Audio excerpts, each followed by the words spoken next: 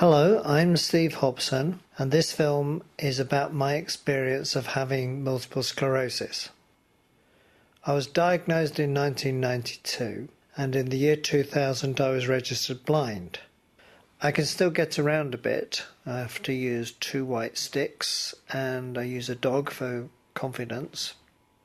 And even though I am blind, I can still make these films. I can see a bit of movement, I can see a bit of colour, and because I've not been blind all my life, then I know that that big blue thing up there is the sky. That thing that's moving over there is a car, or maybe a person. And then I'm able to edit it on a huge screen. Fortunately, I'm still able to take my dog for a bit of a walk. When I sit down for a rest, I find myself remembering what it was like when I was diagnosed, how scared I was.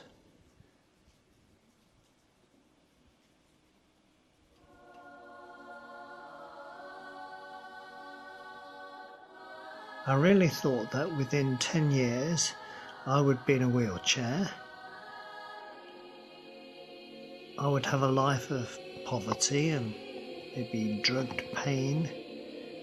Maybe it would even kill me. I really didn't know that much about MS. But none of these things have turned out to be true.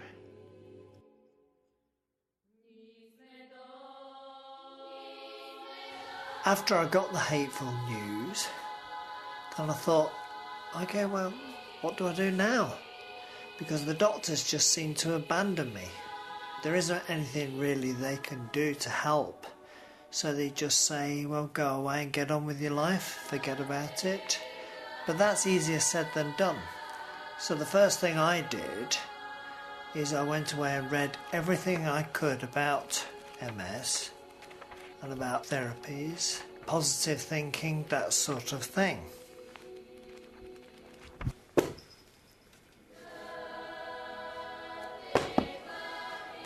I remember thinking, right, okay, I have a choice here. I can either just give up and become bitter and angry and why me, just get steadily worse and sink into despondency and depression and get worse physically and all the rest.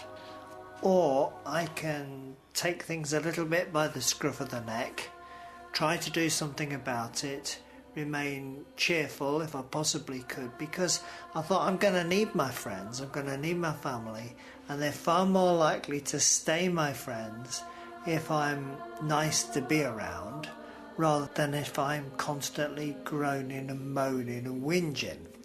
So I made this conscious decision to be positive while at the same time being realistic, because I knew that just by being positive I wasn't actually going to get better.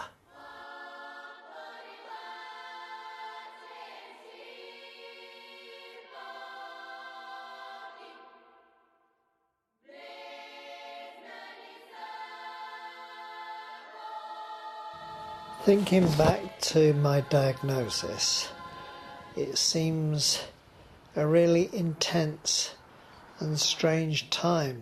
You seem in a kind of bubble that nobody else can penetrate. It takes ages to get to diagnosis, and for me it took a long time when I knew there was something wrong with me, but no doctor seemed prepared or willing or able to give me any answers to what I was asking. And I do understand that now. It is a very complex thing to diagnose and does take time, but at that particular time I was feeling quite angry about it. When eventually I got the diagnosis, it seemed to be a weight lifted off my shoulders in some ways, because I knew the nature of what I had to fight. It was also a time of great loss, because I was afraid that I might lose my friends, that they'd back off and run away. I was afraid that I might lose my job. I was afraid that I might lose my sense of identity. suddenly you become the person with MS instead of just Steve, like you'd always been before.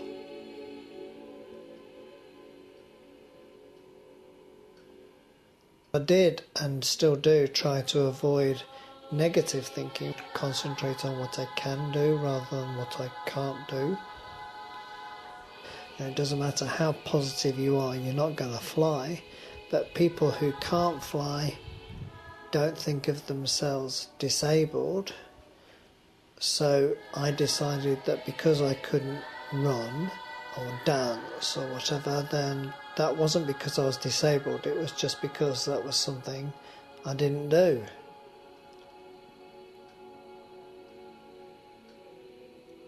In many ways, I suppose, diagnosis was the start of it all, was the start of a new adventure, start of a new period in my life, and I guess that's probably a healthy way to see it.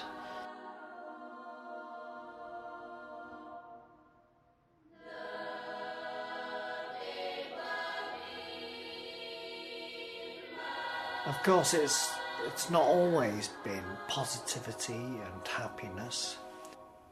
MS has the capacity to stop you doing things. So if, like me, you're into long distance walking, it will stop you doing it. If you're into skiing, it will stop you doing it. And part, I suppose, of the skill of having MS is to realise what things are really worth trying to find a way round in order to carry on doing something, and what things you just let go gracefully and find something else that you can do. I needed to change my attitude towards time as well.